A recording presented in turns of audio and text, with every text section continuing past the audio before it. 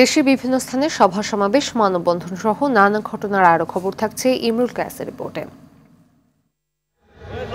গণতন্ত্রকে হত্যা করে বাকশাল কায়েম করেছিল শেখ মুজিব, আর ফ্যাসিস্ট হাসিনা গণহত্যা চালিয়ে মানুষের ভোটের অধিকার হরণ করে নির্বাচন ব্যবস্থাকে ধ্বংস করেছে বলে মন্তব্য করেন বিএনপির কেন্দ্রীয় প্রচার সম্পাদক সুলতান সালাউদ্দিন টুকু। টাঙ্গাইলের ভূঁইয়াপুরে শহীদ জিয়া মহিলা কলেজের নবীনবরণ অনুষ্ঠানে এসব মন্তব্য করেন তিনি।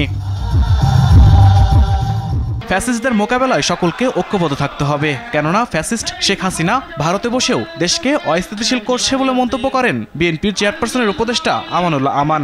মেহেরপুর জেলা বিএনপির এক মতবিনিময় সভায় এসব কথা বলেন।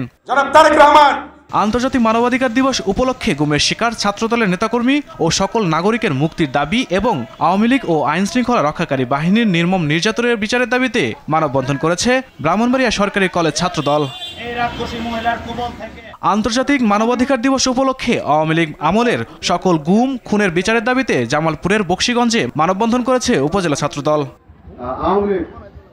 আন্তর্জাতিক মানবাধিকার দিবস উপলক্ষে শরীয়তপুরে মানববন্ধন করেছে বেসরকারি সংস্থা এসডিএস। নানা আয়োজনের মধ্য দিয়ে উদযাপিত হয়েছে ভোলা হানাদার মুক্ত দিবস।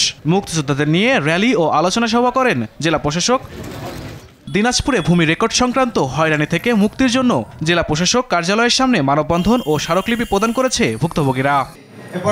কুষ্টিয়ার ইসলামী বিশ্ববিদ্যালয়ের স্নাতক প্রথম বর্ষের শিক্ষার্থীদের নবীনবরণ হয়েছে।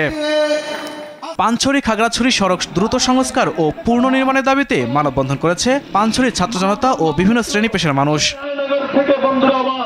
আত্মকর্মসংস্থান সৃষ্টির লক্ষ্যে ক্ষুদ্র ঋণ সহায়তাকারী প্রতিষ্ঠানসমূহের সঙ্গে ঋণ সহায়তা বিষয়ক সেমিনার হয়েছে খুলনায়। ডিপ্লোমা লাইভ স্টক অ্যাসোসিয়েশনের বিভাগীয় সম্মেলন হয়েছে ময়মনসিংহে। নোয়াখালীর সোনাইমুড়ি উপজেলার মিয়াপুরে মাদক ব্যবসায়ী, মাদক সেবনকারী ও জুয়ার বিরুদ্ধে মানববন্ধন করেছে স্থানীয়রা। পাবনায় ওয়াজ মাহফিলের তুচ্ছ ঘটনাকে কেন্দ্র করে শিক্ষার্থী শিমুল মালিথা হত্যার বিচারের দাবিতে বিক্ষোভ মিছিল ও সমাবেশ করেছে সাধারণ শিক্ষার্থীরা। দুর্নীতির বিরুদ্ধে তারুণ্যের একতা, গড়বে আগামীর শুদ্ধতা, এই প্রতিপাদ্য নিয়ে পটুয়াখালীতে আন্তর্জাতিক দুর্নীতি বিরোধী দিবস পালন করা হয়। এ সময় বর্ণাঢ্য বাইসাইকেল র্যালি করে জেলা দুর্নীতি প্রতিরোধ কমিটি ও টিআইবি। ভারতীয় গণমাধ্যমে বাংলাদেশে সংখ্যালঘু নিয়ে বিভ্রান্তিমূলক অপপ্রচার ও ভারতে বাংলাদেশ দূতাবাসে হামলার প্রতিবাদে সম্প্রীতি মিছিল ও সমাবেশ করেছে পিরোজপুর কাউখালী উপজেলার হিন্দু, মুসলমান, বৌদ্ধ, খ্রিস্টান সহ সর্বস্তরের মানুষ।